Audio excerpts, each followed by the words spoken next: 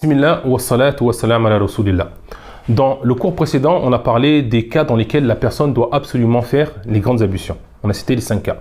Dans ce cours-là, on va citer la façon de faire les grandes ablutions.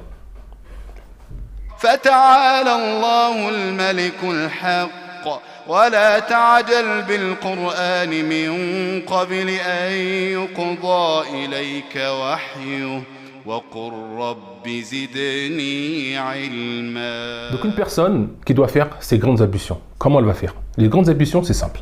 D'accord? Donc, si vous savez deux choses que je vais citer là, sachez que vos ablutions sont complètes. C'est très très simple.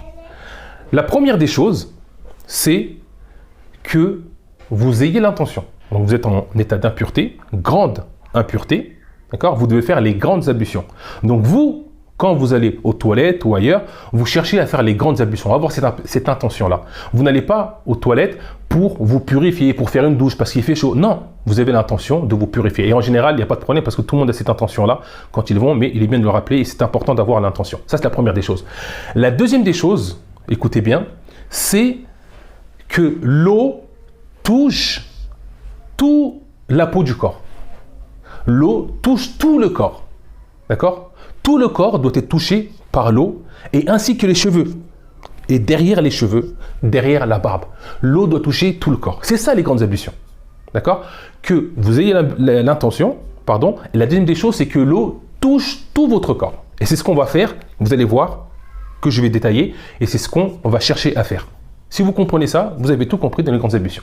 Il y en a qui voient que le fait de dire Bismillah, c'est une obligation. D'accord? Ils voient que le fait de dire Bismillah, c'est une obligation. Donc qu'est-ce qu'elles vont faire quand elles rentrent aux toilettes? Même si elles sont aux toilettes, elles diront quand même Bismillah. Il y en a qui voient que ce n'est pas une obligation, donc elles ne diront pas Bismillah. Ou sinon, il y en a qui disent avant de rentrer, vous dites Bismillah, vous avez l'intention de faire les ablutions, vous dites Bismillah pour faire les grandes ablutions. Voilà, ça c'est pour dire Bismillah, pour le cas de Bismillah. Donc, vous avez dit Bismillah. Et qu'est-ce que vous faites ensuite? Vous vous lavez les mains. Attention, si vous utilisez une bassine, n'allez pas prendre de l'eau pour vous laver les mains directement. Pourquoi? Parce que si vos mains sont impures, d'accord, par le liquide, on ne sait jamais, vous n'allez pas rentrer vos mains et salir l'eau qui est à l'intérieur. Mais qu'est-ce que vous allez faire d'abord? Soit vous prenez, je ne sais pas moi, un pot ou quoi que ce soit, vous rentrez l'eau pour l'intérieur, ensuite vous vous lavez les mains. Ou si vous avez un robinet, on va imaginer que ça c'est un robinet. On va imaginer que c'est un robinet. Vous ouvrez le robinet, d'accord, hop, vous mettez de l'eau, vous vous lavez les mains 3 fois, bismillah, d'accord. Hop, vous rallumez, hop, vous réteignez à chaque fois, vous rallumez pour pas gaspiller l'eau, vous lavez les mains. Vous lavez les mains 3 fois tout simplement, d'accord. Ensuite, qu'est-ce que vous devez faire maintenant? Vous allez vous laver les parties. Parce que, et toutes les parties devant et derrière, et les saletés ou les impuretés qu'il y a pu avoir après le rapport, d'accord? Il peut y avoir des impuretés, d'accord? Donc il va falloir les nettoyer. Alors qu'est-ce que vous allez faire? Vous prenez de l'eau maintenant, vous avez nettoyé vos mains, vous pouvez mettre vos mains dans la bassine, d'accord? Et vous vous lavez les parties, comme si quand vous allez aux toilettes par exemple, devant et derrière. Vous lavez tout correctement et vous vous assurez d'enlever toutes les impuretés, d'accord? Si c'est le robinet, c'est la même chose, vous allumez, vous prenez de l'eau, vous vous nettoyez, etc. Vous éteignez à chaque fois, c'est bien parce qu'il ne faut pas gaspiller l'eau, d'accord? Hop, et vous nettoyez les parties. Donc là maintenant, qu'est-ce que vous avez fait? Vous avez dit Bismillah, vous êtes lavé les parties, d'accord?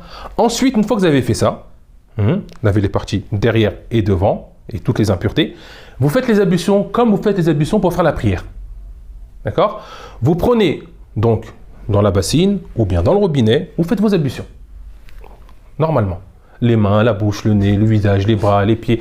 Et il y en a qui disent, c'est pas la peine de laver les pieds, vous pouvez les laisser à la fin. Pourquoi? Parce que dans certains endroits, il y a des personnes, ils n'ont pas forcément des toilettes contemporaines, ils sont peut-être dans la brousse ou autre part, et en bas, il y a de la terre, il y a des saletés. Donc toutes les saletés, elles s'accumulent par terre. Donc si vous lavez vos pieds, vous allez reposer vos pieds dessus. Donc qu'est-ce qu'il conseille? De laisser à la fin les pieds, des ablutions, et ensuite, quand vous finissez, vous vous déplacez et vous lavez vos pieds. Là, nous, on n'a pas ce problème-là. Il y en a qui n'ont pas ce problème-là. Donc, ils peuvent se laver les pieds s'ils veulent. Ils peuvent les laisser, ils peuvent les laisser. Ça dépend c'est eux qui voient. Vous allez laver les parties. D'accord? On cherche quoi? À que tout le corps soit touché par l'eau. D'accord? Vous êtes lavé les parties. Vous avez fait les ablutions. Maintenant, on va mettre l'eau dans tout le corps et dans tous les cheveux. C'est ce qui reste. Donc, qu'est-ce qu'on fait? On prend l'eau. On met les mains dans l'eau. On va se laver la tête là. On met les mains dans l'eau. D'accord? Et on cherche à toucher la peau, on mouille, à mouiller la peau derrière les cheveux, d'accord?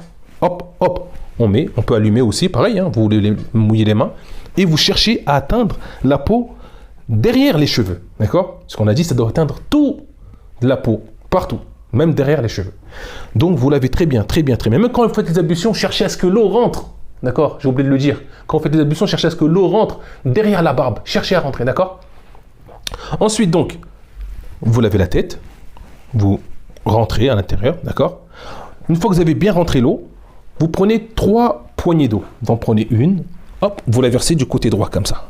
Ah, vous faites descendre l'eau, d'accord? Elle va descendre. Ensuite une deuxième, hop, au milieu. Ensuite une troisième, hop, et vous descendez comme ça toutes les saletés, et vous avez bien atteint, l'eau a bien atteint tous les endroits. Ensuite, vous lavez votre visage, d'accord? Hop, la barbe, etc. à l'intérieur, si vous avez de la barbe, etc. D'accord? Et ensuite, qu'est-ce que vous faites maintenant? Hop, il faut descendre pour le reste du corps. Vous lavez tout votre corps. Et en même temps, il est bien de frotter. D'accord? Le Mazhab al-Maliki, ils disent qu'il faut frotter. Il y en a qui disent non, c'est pas la peine de frotter. Le fait que tout l'eau est atteint, ça suffit. Il y en a qui disent qu'il faut frotter. Ça ne nous gêne pas de frotter, donc on peut le faire. On frotte, d'accord? Toute cette partie droite. Si vous voulez la partie droite, si vous commencez par la partie haute, le plus important, c'est que l'eau touche tout le corps. Vous lavez la partie droite, derrière, comme vous pouvez, vous mettez vos mains, hop, ou vous allumez le robinet, vous mettez derrière tous les endroits, d'accord? Faites attention aux endroits qui sont difficiles à atteindre, où l'eau ne va pas atteindre directement, tels qu'en bas des aisselles, n'oubliez pas de laver, d'accord?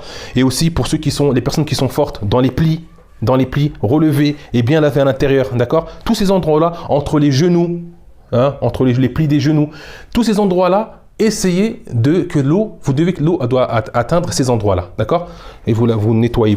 Quand vous allez arriver au niveau des parties, n'allez pas poser vos mains dans vos parties. Non, ne touchez plus maintenant vos parties, vous avez déjà lavé au début. Donc vous passez, hop, devant, derrière, sans toucher les parties, d'accord? Vous descendez, vous frottez, comme ça, légèrement, hein, comme ça suffit, hein? Hop, et vous descendez jusqu'au pied. Vous faites la même chose avec le côté gauche. Côté gauche, hop, vous levez les parties, c'est des personnes qui sont fortes, etc. Hein, sans toucher les parties. Vous descendez et jusqu'au pied gauche, vous lavez votre pied gauche. D'accord? Donc l'eau, maintenant, a touché toutes les parties du corps. Vous avez fini vos ablutions. Tous vos corps ont été touchés par l'eau et même vos cheveux ou votre barbe, pour ceux qui en ont, l'eau a été touchée par tous ces endroits-là. D'accord? Ces ablutions-là qu'on vient de faire, c'est des ablutions que vous pouvez faire pour la prière du Eid, pour la prière du Jumu'ah, et pour la femme qui est, après avoir fait les rapports, et les 5 choses qu'on a citées dans le cours précédent, pour la femme qui est en période de lochi, qui est la femme qui est après ses lochis, d'accord, après se nettoyer, et qui est après ses règles. Mais attention, quand la femme, elle fait les grandes ablutions, après les lochis, c'est-à-dire après l'accouchement, et après les règles, les menstrues, hein, il faut, si elle a des nattes, il faut qu'elle défait